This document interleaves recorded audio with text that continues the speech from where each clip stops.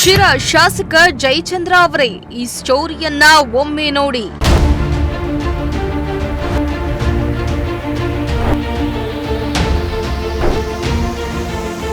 Taluk bus ನಿಲ್ದಾಣಕ್ಕಿಲ್ಲ ನಾಮಫಲಕ.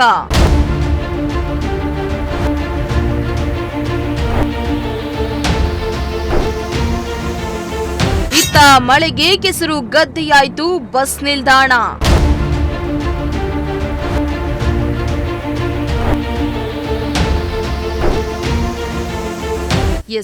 ಸದಾ ಅಭಿವೃದ್ಧಿಗೆ ಆದ್ಯತೆ ಕೊಡ್ತೀನಿ ಅಂತ ಹೇಳುವ ಶಾಸಕ ಟಿಬಿ ಜಯಚಂದ್ರ ಅವರೇ, ಒಮ್ಮೆ ಈ ಸ್ಟೋರಿಯನ್ನ ನೋಡ್ಕೊಂಡ್ ಬಿಡಿ. ನಿಮ್ಮ ಕ್ಷೇತ್ರದಲ್ಲಿ ಎಲ್ಲಿ ಅಭಿವೃದ್ಧಿ ಆಗಿದೆ ಅನ್ನೋದನ್ನ ನಾವೇ ತೋರಿಸ್ತಾ ಇದ್ದೀವಿ.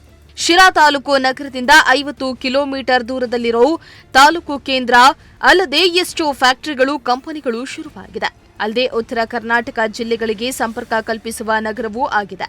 ಆದ್ರೆ ನಗರದ ಸ್ಥಿತಿಯನ್ನ ಒಮ್ಮೆ ನೋಡಿದ್ರೆ ಬೇಸರ ತರಿಸುತ್ತೆ.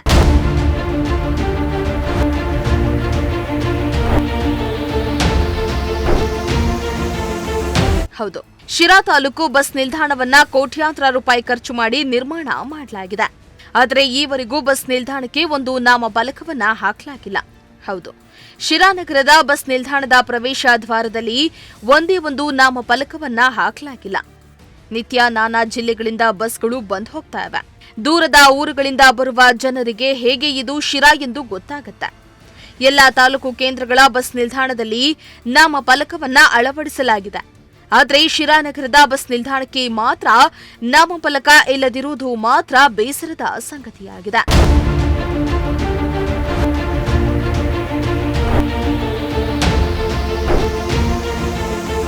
ಇನ್ನು ನಾಮಫಲಕದ್ದು ಒಂದು ಸಮಸ್ಯೆ ಆದ್ರೆ, ಇತ್ತ ಮಳೆ ಬಂದ್ರೆ ಸಾಕು, ಬಸ್ ನಿಲ್ದಾಣ ಸಂಪೂರ್ಣ ಕೆಸರು ಗದ್ದೆಯಾಗುತ್ತೆ. ಈ ಕೆಸರಲ್ಲಿ ಪ್ರಯಾಣಿಕರು ಬಿದ್ದು ಹೋಗೋದು ಕಾಮನ್ ಆಗಿದೆ. ಬಸ್ ನಿಲ್ದಾಣದ ಮುಂಭಾಗವೇ ಕೆಸರು ಗದ್ದೆಯಾಗಿದ್ದು ಪ್ರಯಾಣಿಕರು ಓಡಾಡಲು ಪರದಾಡುವಂತಾಗಿದೆ.